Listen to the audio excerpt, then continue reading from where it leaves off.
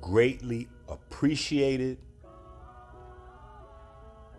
and we utilize 100% of the support in the continuing effort to not only bring you cutting edge research, but to support the technical aspect, the media aspect, as well as the living examples of the research.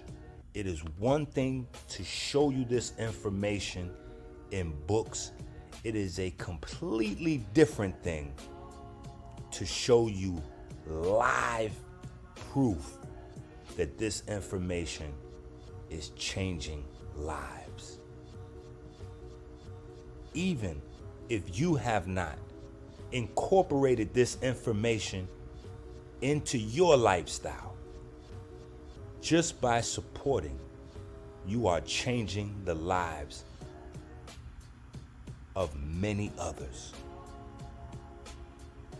We greatly appreciate your support. We greatly appreciate your patience. And we can't wait to see you as a living embodiment of this information. Thank you.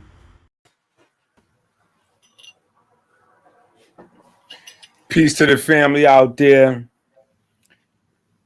Y'all know we getting ready to have a blast from the past with Crip Jesus in the building. So without further ado, we're just gonna let the God go into his thing.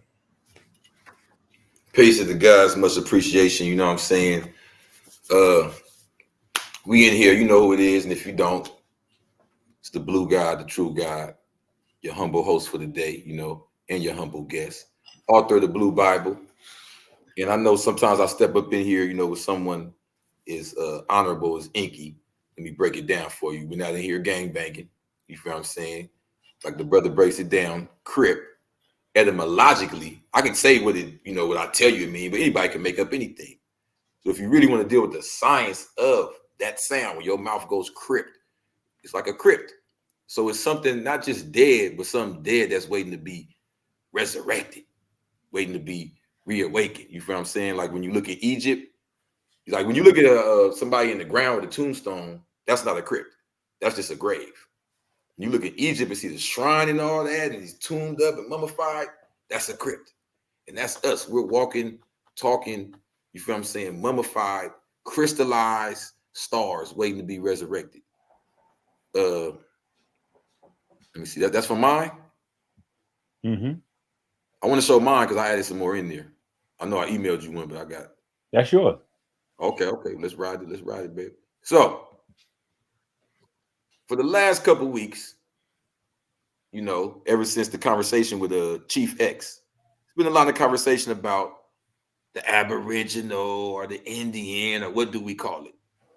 You know, and I think a big problem with this identity thing is our people's lack of willingness to really, really get down to the studies. We have a thing with being absolute. So it's like Indian, that's everybody that's native here. But we know that's not true. You can tell from the way the words sound. Indian is somebody from India, right? I mean, this makes perfect sense. But then you have to ask yourself, do you stop there in your English language and park and skirt? Or do we keep going? Okay. So that's why I wrote the Blue Bible. Let's get a little deeper. You dig what I'm saying? So when you dig deeper into the word, you find that it does have a science to it. Now, first of all, an Indian, that is a British caste. I'll prove it to you. Who named them Indian over there? The British. Who named this Indian over here? The British. Really that simple. Grand opening, grand closing. You feel what I'm saying? I mean, it's really that simple. That's why it's an English concept. Now, however, I would be fake, and I would be, because remember, you know, I'm the guy. I'm not pro-black or pro-white. I'm pro-righteousness. So I would be leading you down a false road, I feel, to leave it at just that. Because even when the British describes them as the Indian, there is a science to this. Now, before I get into it, I want to show y'all something. Because on the screen it says the Black Indians. So that means we took the word Indian, made it mean native, and then took another word, said, oh, what is these niggas? They black. Okay, throw that on there. That's Black Indians. They don't even make, what is a Black Indian? See what I'm saying? But it's the blue guy, the true guy. There are people in India, in South Asia, let me say, because that's what the British call it, right? India. So let's go. In South Asia, that look like this speaker. Yes, it is. Look like the same color as their hair. Yes, it is. Is that what they're talking about? No, it's not. And that's why we have to unravel this web. This is where the chief X's and the me's and everybody else starts clashing, because it's not even that everyone's right or everyone's wrong or this and that. It's a very more complex than you would think. What it is this. Why I'm so passionate about it. There's a scheme to keep us separated by taking the whole black identity and just shoving it into, like, you got to be a dark-skinned slave from, Congo that look this certain way. It's like, you get what I'm saying? No. So let's deal with original people of North America, meaning we're dealing with linguistics. So history, his story, usually deals with when record is being written down, right? You would say English history starts whenever this year when they started recording things. So prior to the European ever recording anything in the Western Hemisphere, there were people here that looked like this. That's when they're saying Black Indian. Now, this is not just an ignorant thing. You can look up House Resolution, was the one I always show, 2764, or House Resolution 1514. You can look up a lot of different legislation where they use that type of terminology, Black Cherokee, Black Indian, whatever. But these were always in lawsuits for people that looked like me that were trying to get their rights back. So it already was showing you that there's no such thing as a Black Haitian. If the difference would be the white Haitian, right? You feel what I'm saying? I've never heard of like a Black Jamaican or Black Belizean. You see what I'm saying? When you're dealing with the original places, these terms become not as applicable, because when you're dealing with the Maroons in Jamaica, when you're dealing with the Ayati in Haiti, when you're dealing with the Garifuna, I believe, in like Honduras and Belize and all that area. So these are original people that been there that's dark. So they use the eugenics to make it dark, light, that, and it don't have nothing to do with it. They have to do with language, have to do with culture, have to do with actual facts. So you see on this picture, one brother look like he could be my uncle or something. Now the other brother is not too different, but I wanna point this out because they were talking about the texture of the hair. It was not like, we gotta get off this absolute thinking like, did they have dark hair? Did they have this hair? There was a mixture. Where the confusion comes in is we have two confusions. Number one, that we didn't have intercontinental travel prior to the European coming here. That's a lie. Meaning that, yes, there was people from China here that had came over here to America that were sophisticated in trading things and having families and sleeping with women and all that prior to the European. That there were people from Africa traveling here, free, rich, wealthy, spreading their language and their culture, having families, sophisticated, building kingdoms prior to the European. So this is what I mean by that. They're mind gaming you when they say, oh, your blood go to Africa. We don't got to argue about the Africa Aboriginal thing. There were people here from Africa before the European. We don't got to argue that. You get what I'm saying? Like, that's just full racism and eugenics that make you argue that. Like, oh, well, my blood go to Nigeria. Guess I ain't from here. Huh? That don't make no sense. But if your blood go to Europe, you're all right. See how weird it gets? So here goes a group when we're saying the Black Indians, right? These are obviously people who have a phenotype that fits more with, they would say, African. Now, this is the point I'm bringing today. I'm not here to talk about, I think our people been getting beat over the head with the Aboriginal thing to the point it's causing confusion. It's like, we have to understand that I call it 50 years of brainwashing, because it's been a little over 50 years since they got rid of Malcolm X and Martin Luther King. And in the midst of that time, it seems like they've unraveled everything that them brothers taught us. And it wasn't just them too, but I'm saying we can embody the energy of that time with those two names and those two people, right? It appears that in the time since then, it's been a lot of undoing. I'll prove it.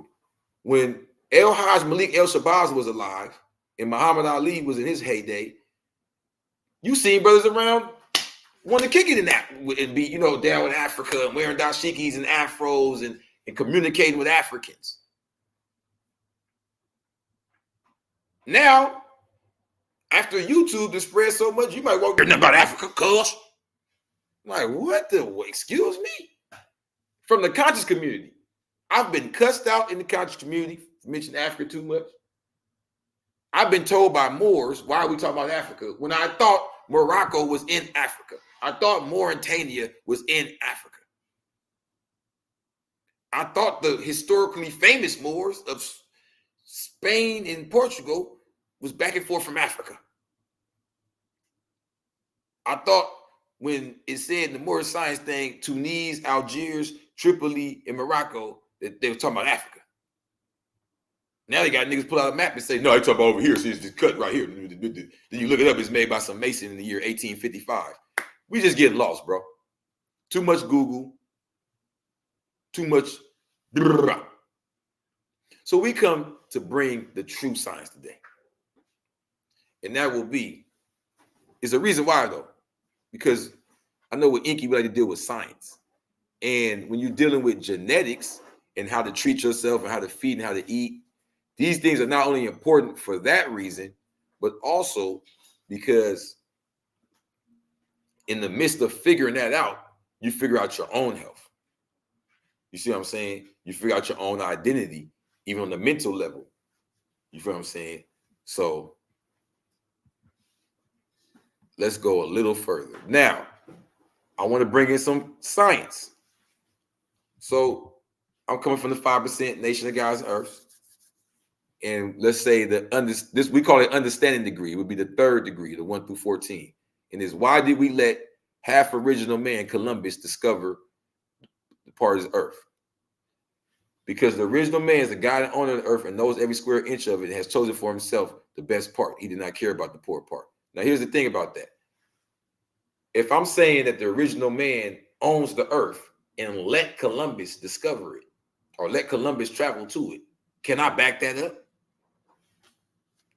This is why we have to understand not throwing everything in one fishbowl or becoming with the racist eugenic thinking and throwing everything in one pot.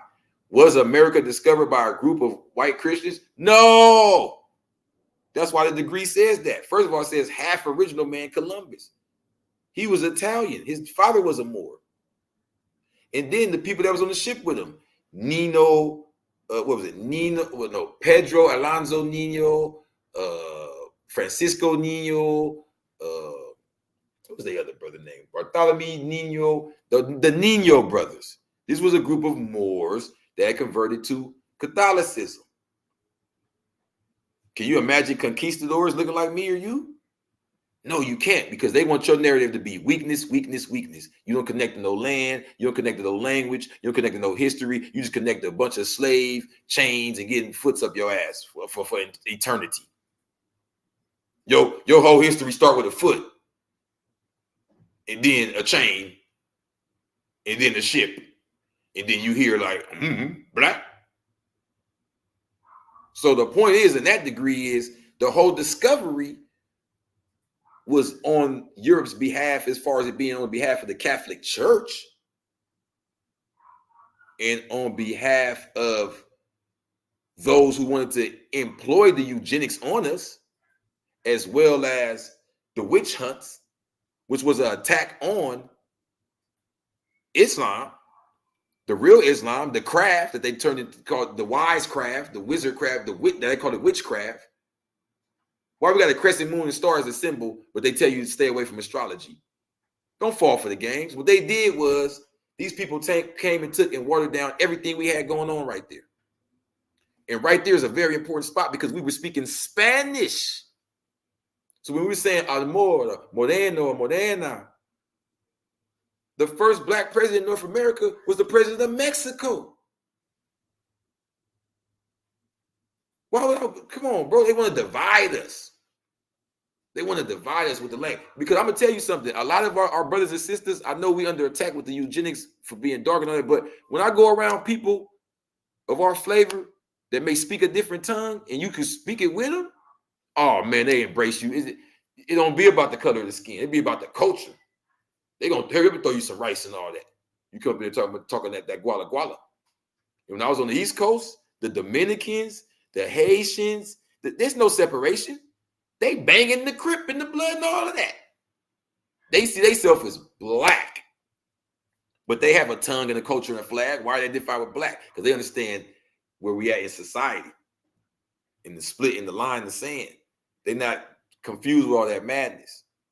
So let's go a little deeper. The guy and the owner of this earth and knows every square inch of it and has chosen for himself the best part. Did not care about the poor part. So it's saying that if you understand how empires work, that we knew of this land. We had connection to this land. We had nations and treaties and all that with people on the Mississippi River, with people down in the Aslan, where they call it the Aztecs, people down in Central, down in the South. But the headquarters were in the best part, where we see the most resources took from now. Now, I want to address something before I go any further into the Indians. Somebody put Dominicans don't claim black. I challenge you on that. I was out there in New Jersey. In Bayonne, all the Crips and Bloods is Dominicans. I'm talking about the young ones that's dancing to the music. I ain't talking about the people in the schools and that's making the rules and the laws that's bowing down to whatever the Masons say. You feel what I'm saying? When I was in New York, them Dominicans was pushing, they was pushing black.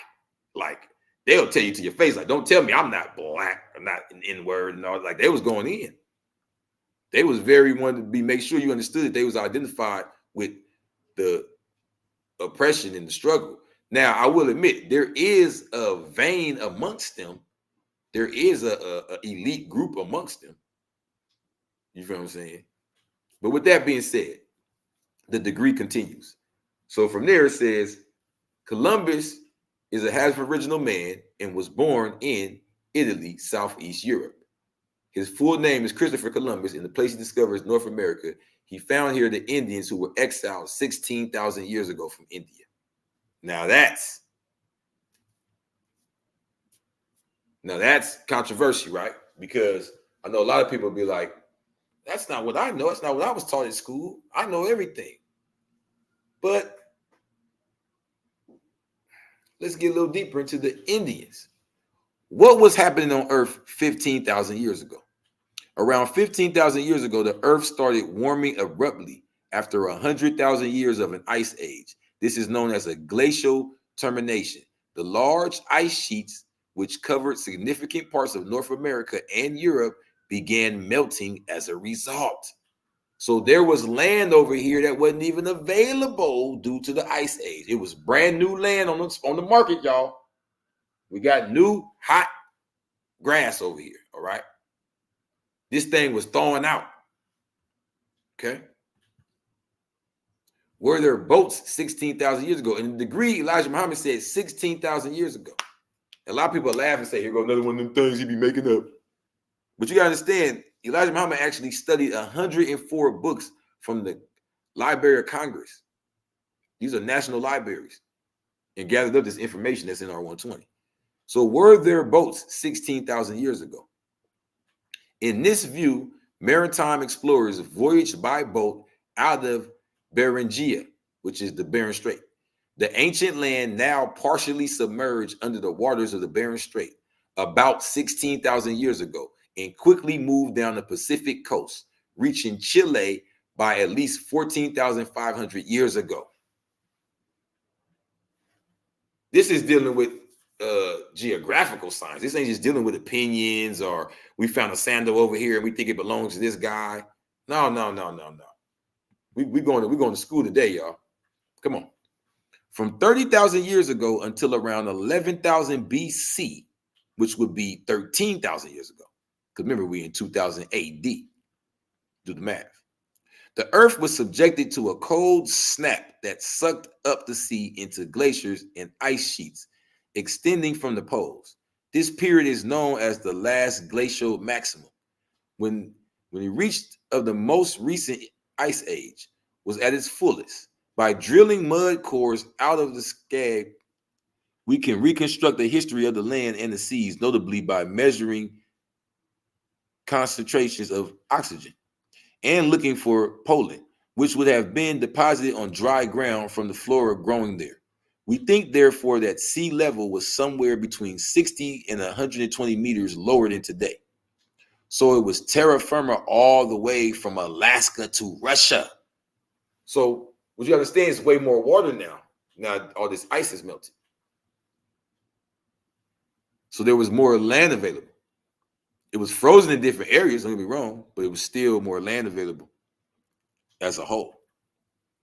So it was terra firma all the way from Alaska to Russia and all the way down south to Asiatic, a crescent chain of volcanic islands that speckled the North Pacific. Oh yeah, we're going deep. Hold on. Okay, hold on. Let's get back. So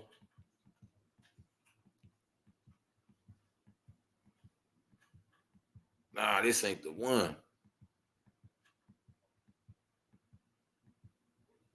Here we go. So what I wanted to show was that you have, let's go back to Asia now, right? So we're talking about the ice moving from the Asiatic area and crossing over where we crossed over to the Americas, but 16,000 years ago. So what you have to understand is when he says exile from India 16,000 years ago, what he's saying is that there was a group of people here already. If you go to another degree, it says 17 million with the 2 million Indians makes us 19 million. So he's excluding this as a separate group that came here 16,000 years ago. And he says they are original people too. So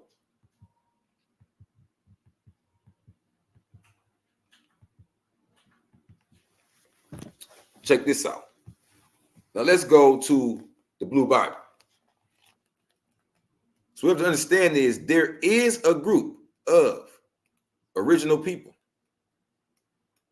just like me and you, who were down in Asia and traveled to here before the people who call themselves Indian now, who paid the $5 and got the blonde hair, blue eyes, and work with the KKK and run the casinos and got all these crazy laws. These are the people who signed the treaties and made the deals. That's not who he's talking about. Okay. So let's show and prove. Now, page 89, the Blue Bible. The Indians voluntarily integrated with the Christians. Those of us who refused to ever be civilized like the Indians were considered illegal. My grandfather told me it was once illegal to be Gullah Geechee. Now, let's go deeper though. So why did they participate so easily with the government? Okay, because what was going on was these weren't the quote unquote Indians. These were the people buying the title of Indian. All right. Now, page 102 of the Blue Bible. The first people labeled white married into the nations of North America and enslaved their own children. The plantations they built were sex farms, breeding grounds where they used eugenics to create slaves. This was their way of civilizing people. All nations that refused to be civilized were labeled black. The lands of the so-called black nations were given away after the Civil War to create the New World Order. Daniel Freeman was the first member of the so-called white nation to claim 160 acres of our land by way of the Homestead Act of 1862. This was after Abraham Lincoln attempted to deport our people out of America. Our names were given away after the Dow Rose Act of 1892.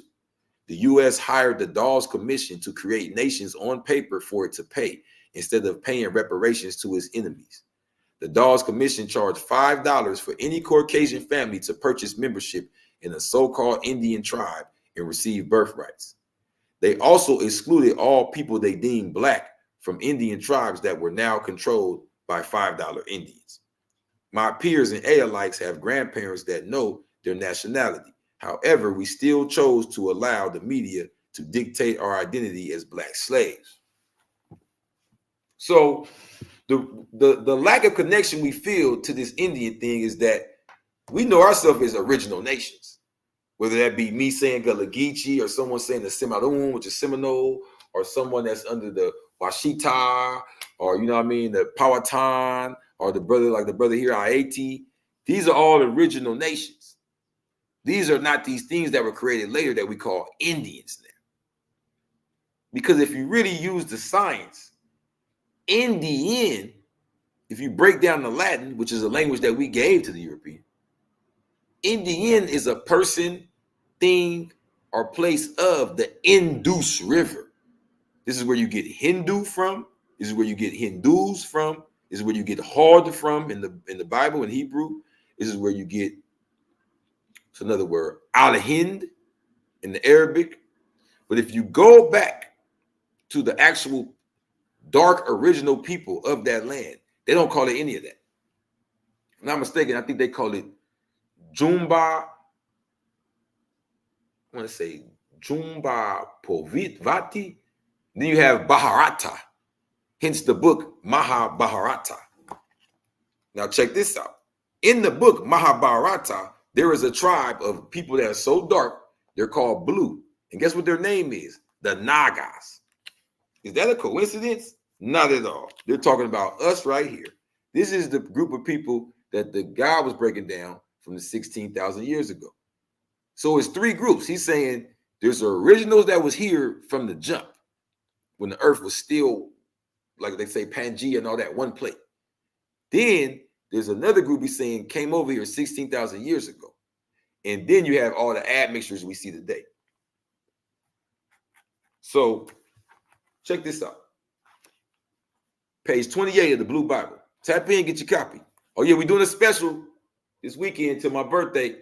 Buy one, get one. That means you get, if you get one, that means you get you two for $33. Shit, you get two, you get four. Right? Yeah, order two, I'll send you four. Order three, I'll send you six. It's going down till my C-Day. It's December 11th. Now, page 28 of the Blue Bible. The Nagas of Asia have monuments and buildings dedicated to them all throughout South Asia and East Asia. They are the blue guys we see in Hindu culture. When the United States dropped its atomic bombs on Japan, it focused on the city of Nagasaki because that was an ancient Naga capital. The Nagas are praised and recorded all throughout the holy book named Mahabharata. They are the blue gods of Hindu culture and mythology. The original Buddha was a Naga. Yeah, you see, when you see the Naga Buddha, he has the locks all over his head, and he has the serpent behind him, the 7 serpents for the Saba tribe. It's real. So 16,000 years ago is dealing with them coming from the far east to the far west, which is like what I like to call the fourth gate, right? Because you go through the Bering Strait now today, but all them islands there, Hawaii and all of that, that's supposed to be left over from the island of Mu. Now, whether you rock with that or not, I'll tell you that. It's a lot of old blood types there, and they have a very original way to look. I know a lot of us like to look at the Olmecs and say, oh, that's us, Africa, Africa, Africa. But if you look, I like to call it the Hawaiian punch head. If you look at the Hawaiian punch head on the little Flintstone body, the dark ones, down there in Central America, South America, there's a very ancient, I don't want to say tribe because it's deeper than a tribe, an ancient strain, you feel what I'm saying, of original people that fit that exact look. You feel what I'm saying? Now, check it out. I want to go a little deeper. Where were they before that? You get what I'm saying? And if you don't get what I'm saying, let me break it down for you a little bit. So the Nagas I'm talking about, these are, remember, in the lessons we learned all about the tribes that, you know, been wiped out of history, but the difference is they don't put the names on them in the lessons. That's why Crip Jesus came to reveal. I guess it's the time, it's the year. I'm giving you all the names that we wasn't ready for before. I don't know if we was ready to hear about the Naga tribe before. We would have been laughing, saying the N-word over and over. Page 26 of the Blue Bible. For thousands of years, writers have attempted to erase us out of history. They claim we were wiped off the face of the earth in a natural disaster known as the flood. According to the teachings of Wallace Farr Muhammad, this global flood took place 35,000 years ago. It drove the original people of Arabia into Far East Asia, where their leader, Buddha, taught Buddhism. So in the 10th degree of the enrollment, it says Buddhism is 35,000 years old. Now check this out. At about 35,000 BC, some of these people took this route and entered Japan. This is called the Ainu, A-I-N-U. They still exist over there today. They became the first humans to inhabit the Japanese islands. Later, another group known to us as the Ainu followed. Today, their genes can still be found in 40% of modern Japanese, as well as Mongolians and Tibetans, past and present kings and queens. I said here, the Blue Bible names the San people, the tribe of Al-Jabbar from West Java, and Asiatics. Yeah. So in this book, I don't want to get too far off the topic. I want to stay on the Indians. But in this book, I go into what's called the San people. They are the root of the Asiatic people. They have all the features that you would think of with the tight eyes and the epilandic fold, and even the flat face and everything, and even the same body form. And they are documented and recorded as traveling out of from the area that they populated a lot in what's today South Africa, further east into areas that we now know as Malaysian islands and Southeast Asia, where they have groups like the Negritos and all these different horrible titles they put on us that have to do with us as original people all around the world. It's just a way for them to split it up. You have different versions of the word Moor, Mauritania, Mauritania, Melanin. Then you got Negrito, Negas, Naga. It's just so many. So even the tribe of Al-Jabbar, I trace it back in my book to West Java in Indonesia, which is also a source for algebra, the science and the math that we made popular. And the Al-Jabbar goes back to what's called the Java man. Because remember, the B and V is interchangeable when you're doing the transliteration from the Spanish to the English. So the Java man is 2 million years old and is said to have traveled across Asia and Africa 2 million years ago. How you like that? So the zigzag would be from west to east during Asia, or like they say, Pangea, right? So then you would go to, let's see, I said page 30, time unknown. Did you copy the Blue Bible? Okay. According to Elijah Muhammad, the earth and moon were originally one body with a 35,000 mile circumference. The planet remained in this form until an explosion caused by a scientist divided the moon from the earth. It also split the land into 2 hemispheres, the West, the Americas, and the East, Africa, Asia, Europe. So what you have to understand from this science is this is where you find a similar culture and customs amongst the people of South Asia, the people of Arabia and East Africa, and a lot of the original nations and tribes over here. They claim to have this connection with the moon, or the star people, or the Sabah people. You feel what I'm saying? But then on page 26, I also talk about how there was a further division between the lands when the sea levels rose, which is what you can see in Africa, where West Africa is almost exactly like they described Atlantis. if you get to read like Herodotus or Plato or people that visit what they describe as Atlantis thousands of years ago, it has an eye there that's exactly like the eye of the Sahara in West Africa and Mauritania. So what happens is when the sea levels rose and set back low, you have different civilizations that were underwater and then rose back up and went back under. And yeah, it's deep like that. So during the Ice Age, from about 35,000 years ago until about 11,600 years ago, sea levels were lower due to the water in the glaciers. So it was more land exposed. At the peak of glaciation about 18,000 years ago, sea level was about 85 meters lower than it is now, which is about 50 meters lower than it was when the Ice Age ended about 11,600 years ago. At 18,000 years ago, the Earth looked like this map from the Earth and Life Through Time by Stephen Stanley, Freeman, 2nd edition, 1989. Ooh, okay. Now, when I go deeper into this math, I want you to understand something. This math only belongs to certain groups around the earth, and they all claim to have affiliation and connection to these cosmic people who go back to the Saba, who go back to the Naga. And if you go back to where the Saba tribes is, in East Africa and down in Yemen and all that, they call their rulers Ras and Naga, just like the Rastafarians, the Nagas. Come on, bro. Y'all know who the gods is and the aliens and all that. Come on, man. The tribe of Aliens, the Nagas.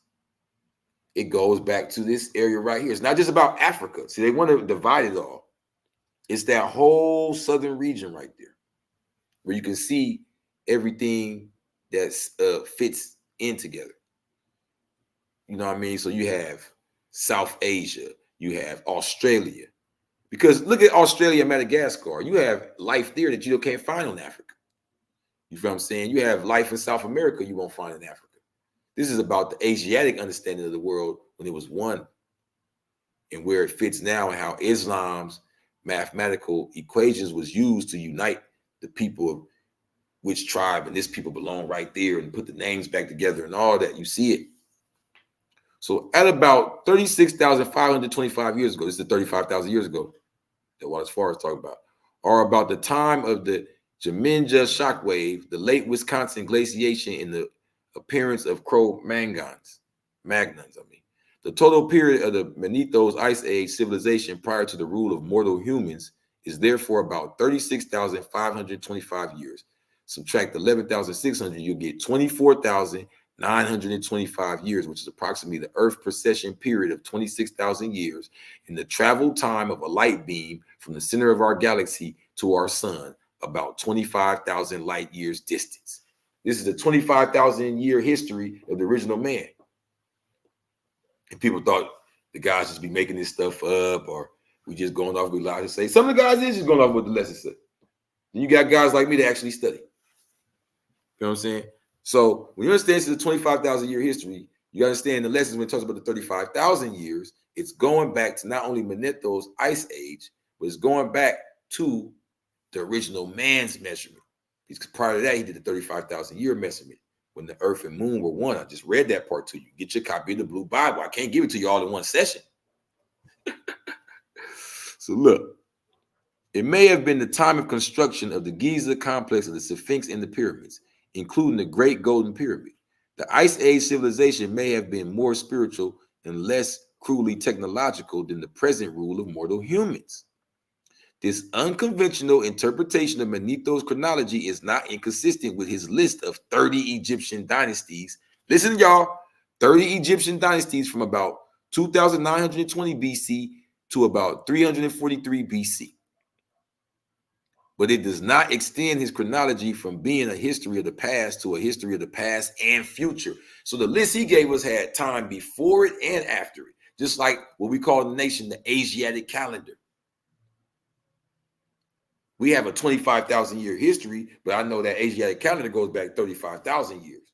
That's where it starts with the Buddha, with the one that was given to me when I was in prison learning it, and I was teaching my students. But it does not extend chronology. Manetho's rule of the gods, demigods, and spirits of the dead on earth before 11,600 years ago might then be called the Ice Age civilization. Woo! Y'all wasn't ready for this. The British called this Lashkars. Now, Lashkars were the ones, just like the word Indian, these were the people who signed deals with the British to ride the ships and the boats when they were enslaving the original people east of what? What divides the world between west and east? Because they have a whole different map they use. It's called the Cape of Good Hope. It's the very bottom tip of South Africa, Cape of Good Hope. And everything east of the Cape of Good Hope could sign with the British as a Lashkar and ride the ships and go to Zanzibar and trade slaves and all that. These were usually very dark people with, like the straight hair and all that. Looked like Aladdin. A Lashkar was a sailor of militiamen from the Indian subcontinent, Southeast Asia, the Arab world, British Somaliland, or other lands east of the Cape of Good Hope, who was employed on European ships from the 16th century until the mid-20th century. The Lashkars, Britain's colonial sailors. The term Lashkar eventually became a descriptive term for almost all non-European sailors. Shipping companies recruited men of many backgrounds, including Arab, Cypriot, Chinese, and East African. The vast majority, though, were recruited from the Indian subcontinent, mainly from maritime areas of Gujarat and Malabar on the west coast of India and the east coast from the area now known as Bangladesh. As demand for Lashkars increased, many were also recruited from agricultural lands in the Punjab in the northwest frontier province, lured by the possibility of a regular income. That's the same way John Hawkins was luring us in Africa, but they want to tell you that lie like they just rolled up on boats and said, "Niggas, get down." And everybody said, "Oh, great white man," and hopped on a boat called Jesus and left out. And y'all go for this. Don't let our children become part of that victim narrative to where they just lay down and live lazy, miserable lives blamed on the white man that ain't even real. Let's teach them about their greatness, not just 8,000 years ago, 20,000 years ago. How about right now? I took the time since the prison cell to document all of our greatness. After Egypt.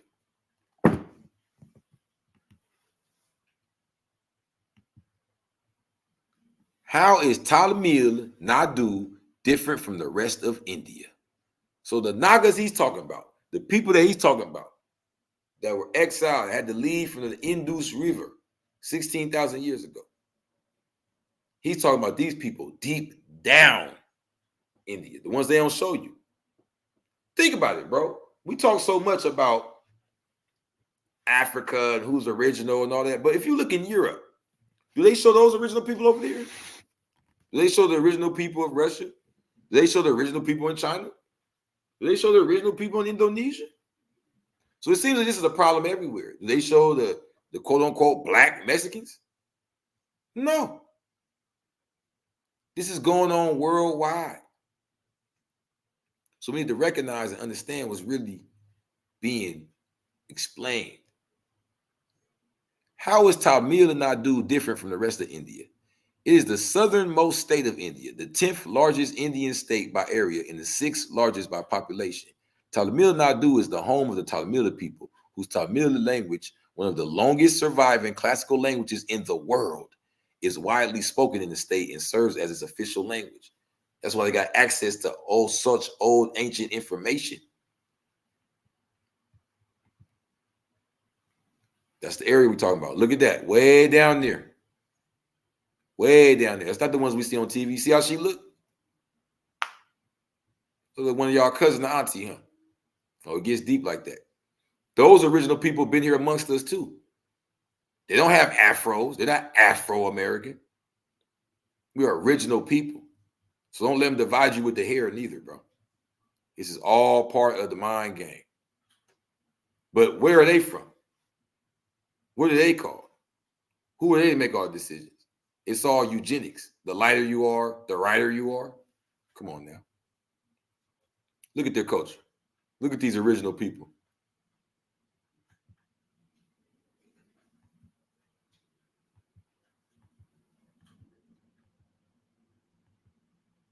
Here we go. Now, I can go deeper and deeper, but I want to keep it simple. There's another group that I wanted to bring out. There's another group of people that's from the same place by the Indus River at the southern bottom of the subcontinent of Asia that were brought here in the 1800s. And you need to know about them. Don't think, oh, I'm black, I don't need to know about that. Yes, you do. That's where we get our Rihannas from. That's where we get our, Nicki Minaj's from. This is called Indo-Caribbean.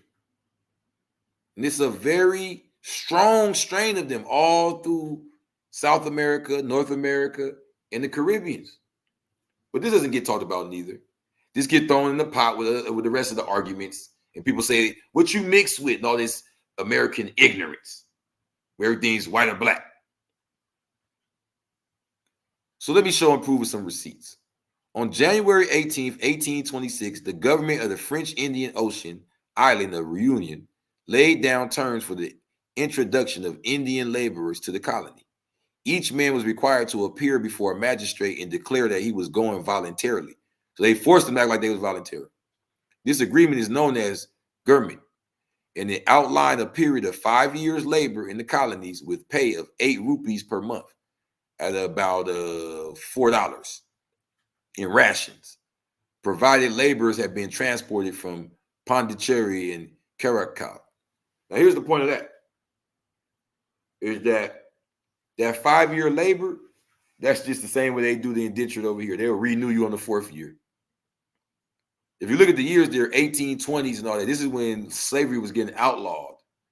The importation of certain people was getting outlawed. So what they did here was, oh, this is not important. We just bring it in work. This was the mind game.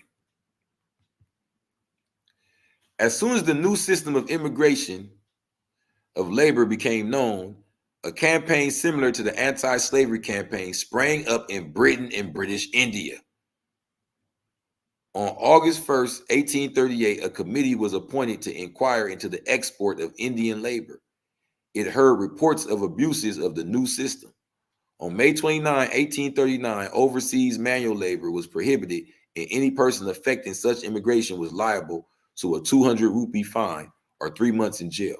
After prohibition, a few Indian laborers continued to be sent to Mauritius via Pondicherry, which is a French enclave in South India.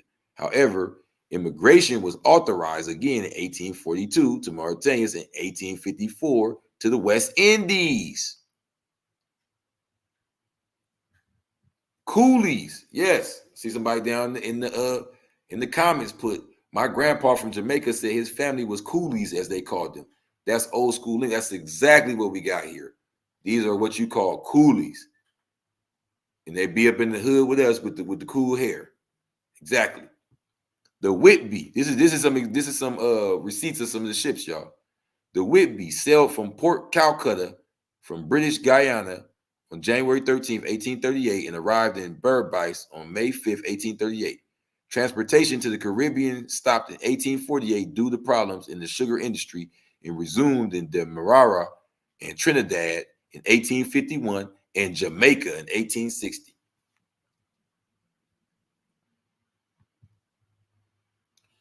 The East India Company's regulations of 1837 laid down specific conditions for the dispatch of Indian labor from Calcutta. There would be immigrant and his immigration agent were required to appear before an officer designated by the government of British India with a written statement of terms of the contract. The length of service was to be 5 years, renewable for further 5-year terms. The immigrant was to be returned at the end of his service to the port. So you was never given nationality for that. How is it not slavery? You come, you work, we keep renewing you. When we're done with you, we're done with your ass. But we see how many got left here. So how many stayed here under these contracts and never got nationalized? Until later, they were marked down as black, Negro, or colored.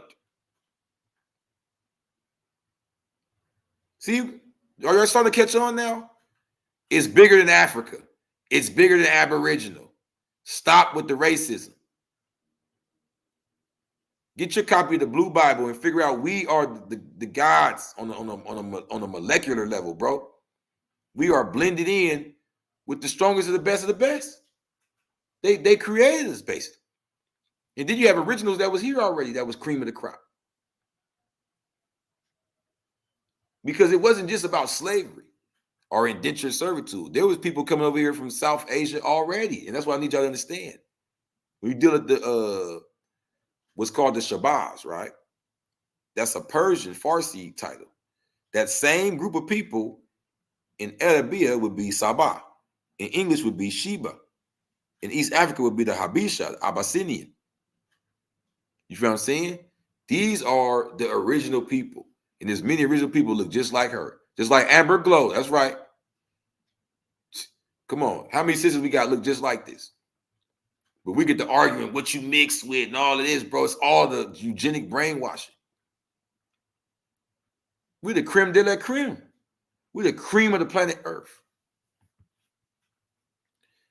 The India indentured system was a system of indentured servitude. And that sister right there is I want to say Dominican and Guyanese. Right? And her Indo-Caribbean is from the Guyanese side. The Indian indentured system was a system of indentured servitude by which more than 1.6 million workers from British India were transported to labor in European colonies as a substitute for slave labor, following the abolition of the trade in the early 19th century. So following the abolition, they continued slavery in this way, y'all. Don't fall for the mind games. Come on. The system expanded after the abolition of slavery in the British Empire in 1833, in the French colonies in 1848, in the Dutch Empire in 1863. British Indian indentureship lasted till the 1920s. This resulted in the development of a large South Asian diaspora in the Caribbean, Natal, South Africa, East Africa, Reunion, the island over there, Mauritius, Sri Lanka, Malaysia, Myanmar, and Fiji. So how would you feel if we said we related to all those people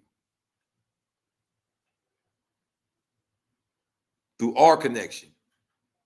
Not saying we the Indian, just showing you that, like how it says in the lessons, we as original people over here were counted as 17 million, along with them 2 million, making 19 million. Now, I had to renew the history for y'all and show y'all there's another group of Indians that comes later. That's the $5 Indians. So while they were calling these people coolies and importing them in and pushing us to the side, trying to deport us, they were giving them people the name Indian. Now you understand why we don't deal with that word?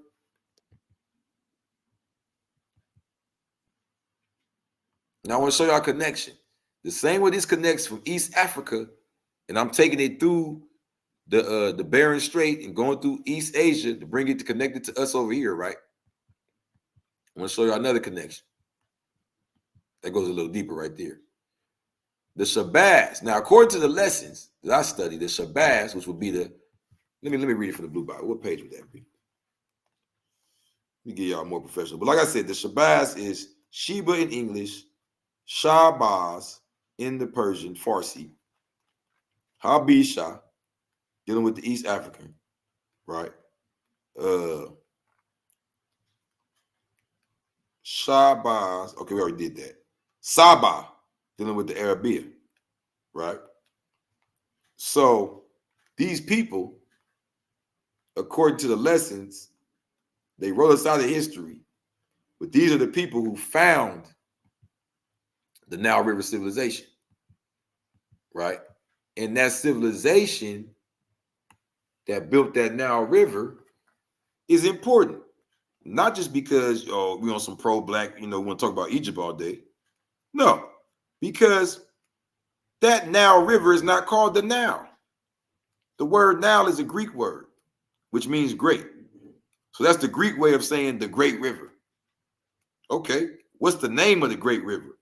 Does anybody in the comments know the name of the Great River? You got 10 seconds. Knowledge cipher. Born, build, God, quality, power, culture, understanding, wisdom, knowledge. Okay, it's called the Hopi. The Hopi. And there's a tribe called the Hopi, over here. Coincidence? I think not. And let me tell you something else they have in common. The Hopi believe their ancestors came from the Pleiades, the place, or people they call Chokkan, or those who cling together. A reference, it seems, to that tightly grouped starry cluster as it appears to the naked eye. Likewise, early Dakota legends speak of the Pleiades or Tiami as the abode of the ancestors. What is the 7-point star Native American? The seal of the Cherokee Nation was created by an executive act under Chief Lewis Downing in 1869.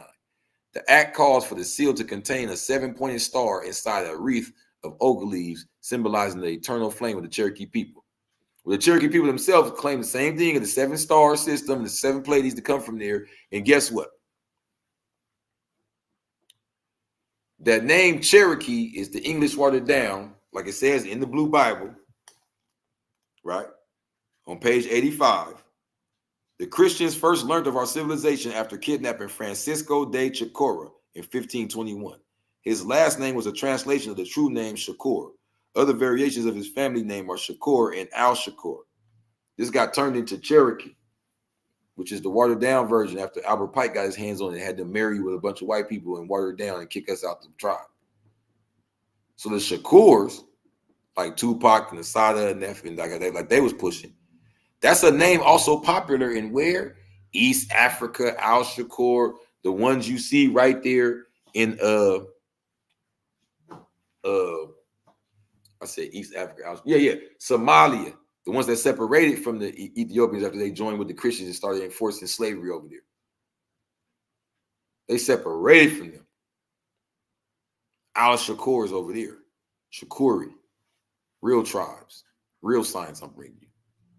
The Hopi Indians are the oldest Native American tribe in the world. Top secret UFO projects. What do American Indian legends say about star people? Native American belief name given to astral beings who visited various Native American tribes.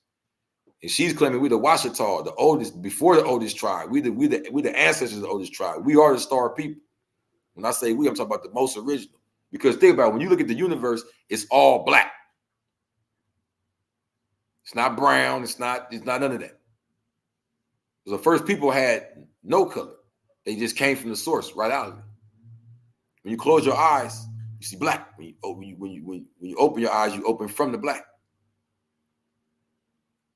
See what I'm saying? The original people coming from the stars was pitch black and came down and gave birth to all the nations of the people,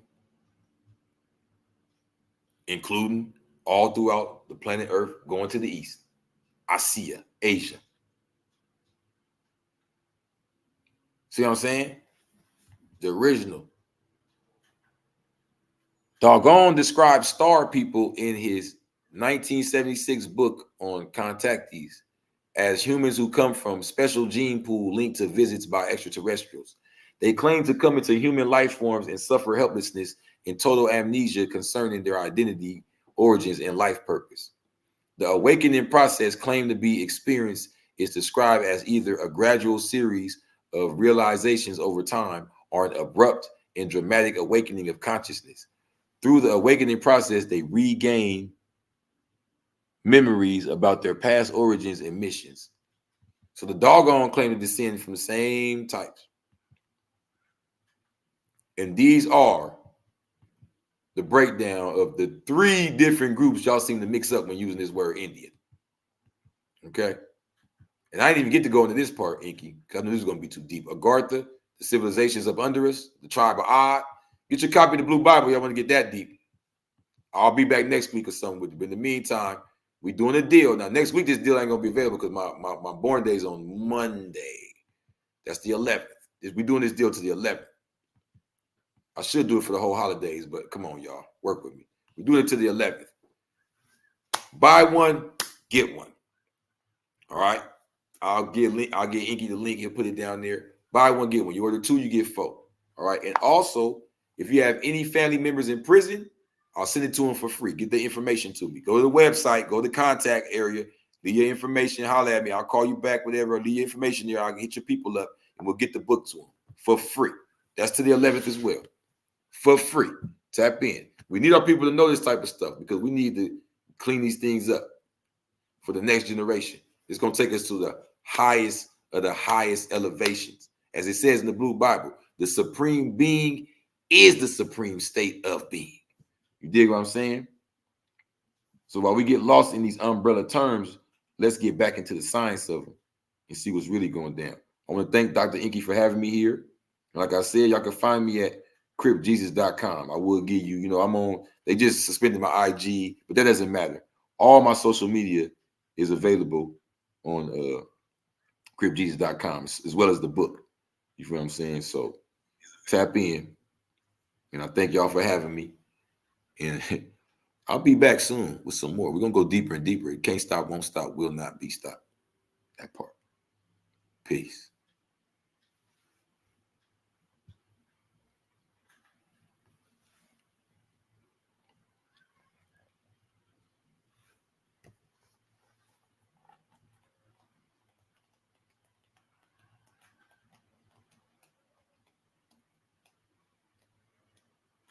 Also, let y'all know, since we still rolling, can't stop, won't stop.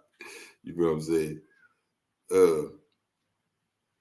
Not only are we doing the deal of buy one, get one, but the book is not about a bunch of Indians. The book is not about a bunch of Bible stuff. We go deeper than deep. We even have a chapter just breaking down the whole bloodline of our sister warriors that's been wiped out of the history through these religions, like Empress Amos, where the name Moses come from. Empress Judith, who had her breast chopped off by after the Ethiopians converted to Christianity and started enslaving the original bloodline, Solomon down there in Ethiopia. She led the rebellion. You feel what I'm saying? Empress Makeda of Aksum, who they call Queen of Sheba. They do that as a racist thing. They call her Queen of Sheba because the word queen we know belongs in them. But also the word queen takes her away from Africa. And by connecting it to Sheba, which I just explained to you 3 times, is Saba in Arabic, it goes to Yemen. But really, she was the empress, not a queen, an empress. She ruled over many kingdoms of Aksum. Aksum is in East Africa, like the Lashkars or the so-called Indians, like we're saying. She ruled over the people of Arabia. But they don't want you to notice. They want you to separate all of us. They want you to think that we all are different. Like it says in the lessons, why the devil call our people Africans? To make our people of North America believe the people on that continent are the only people they have and are all savage. He bought a trading post in the jungle of that continent. The original people live on that continent, and they are the ones who strayed away from civilization and live in a jungle life. The original people call this continent Asia, but the devil's called it Africa to try to divide them. He wants them to think that we are all different. We didn't call the continent Africa. Africa was one piece of it over there in North Africa, called Ifriqiya. See, we got that in here in the Blue Bible. Just like the blue light. When you close your eyes, all you see is black. And the first light you see is the darkness radiating. That's a blue right there. Indigo. That's us, the original, the Naka tribe. This book is important for our sisters. For our sisters to give it to their children.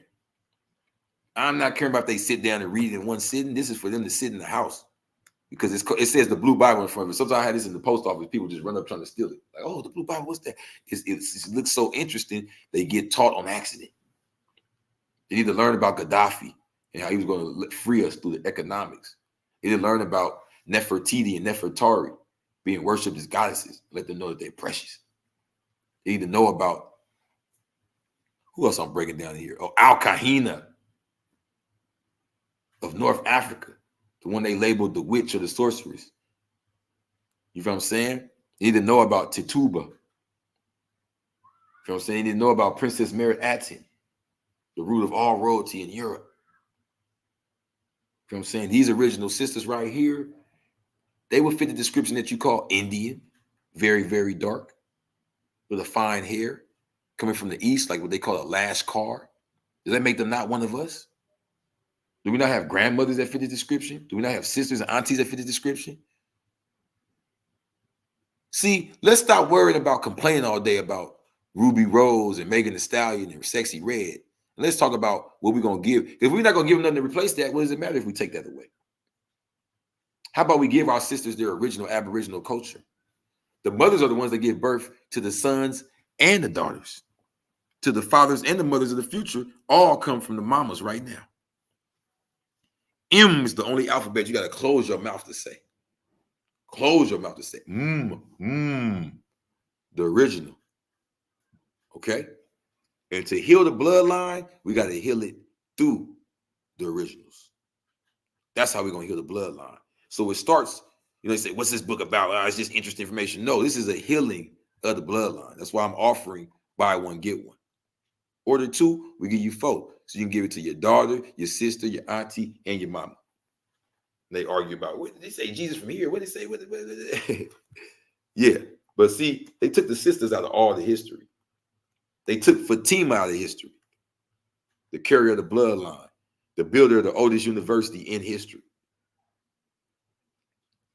They took Queen Amina out of history. They got you thinking Muslim women got to walk around with their head down and getting beat by their man. No, Queen Amina was a warrior. Rich out of this world. What you talking about? How many mothers and sisters we got looking just like this picture that we thought was mixed with something, not knowing they was Indo-Caribbean. Come from the tribe of the original Nagas, the purest blood on earth, the Tamil Nadu. 35,000 year history. Come on, man. Let's talk about it. Let's speak on it.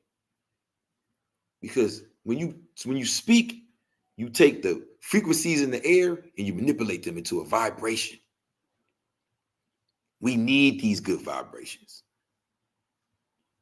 They already, put a ribbon on me. I've been acting brand new. You feel me? So what does this have to do with the Indians? It has everything to do with it. The reason when they give you a patriarchy is the same reason they want you to call yourself an Indian. It erases the matriarchy, which is the bloodline. The matriarchy is the bloodline. So the descendants of Cleopatra Selene that ruled the West, going from Mauritania to the Americas, they just call them Indian, this, that, and the other. I don't know. Woo. It erases the bloodline instead of being called after the bloodline. Bani Amran is the bloodline of Jesus, according to the Quran. And that's what I wrote about in the Blue Bible. I show how when you show Jesus' mother bloodline, according to the Quran, you get no deeper than that. The Bani Amran goes back to the city Tel El Armana, an empty city, a city that sits empty in Egypt to this day. It's not filled with different looking people, all this whole complaining y'all want to do. We don't got to be victims in this one. This is a city sitting there, an ancient city of ours right now, full of a bunch of relics and statues and things that they just pillaging right now, that we act like we don't know it's there. So I wrote this book to break down for the next generation. Don't throw Jesus away. And to stop looking at it from the Bible. Look at it from the Quran and see what it reveals about the mother. The only woman mentioned in the Quran is Jesus' mama. Because her bloodline is the most important bloodline of all them religions. Her name, she's not married. She's not named after just any old thing. She's named after the high priest of the 18th century, of the 18th dynasty part herself.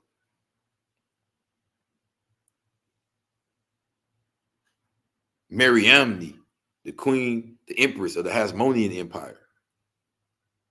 What y'all know about that? Let me give it to y'all daughters. Let me give it to your sister. Let me give it to the people that need it most right now. All right? You know what I'm saying? So tap in with me. Buy one, get one. We're not playing. Now, a lot of us have even grandmothers who would be like, we got some Cherokee or we got some this or some that. And you would doubt it. Or you would say, I'm mixed with this or that. Not knowing that we're the descendants of the originals of that nation, of those nations. You know what I'm saying? We're the ones that set it off for those nations. So this is why you have to understand the history of even the Indians that came from the Indus River. So you don't separate them out your story as well. Because you get so excited when you learn a piece of yourself, you try to throw it all in one pot. But as you go back, you realize you got 4 grandparents, you got 8 grandparents, you got 16 great-great-grandparents, you got 32 great-great-great-grandparents. You feel what I'm saying? We have a lot of Asiatic blood in this. You know, so let's get in tune. Let's stay in tune. And like I said, tap in. Buy one, get one for the weekend. The Blue Bible. I'm Inky put the link. I want to thank y'all for entertaining and letting me teach. You know, I'm the humble guest, humble host, teacher, leader, whatever you want to label you want to put on me. It's Crip Jesus, author of the Blue Bible. I want to thank you so much, Inky, man. You believed in me from day one. You always keep me going. We saving them one at a time, y'all. We got the homies in here. They learning too. You feel me? So tap in. Oh yeah, I got the ebook version too. If you just want to download it and check it out, $13. We got the ebook version. I'm gonna leave the links with Inky. Feel me? I'm gonna put them in the description. Yes, sir. It ain't no fun when the rabbit got the gun, you heard?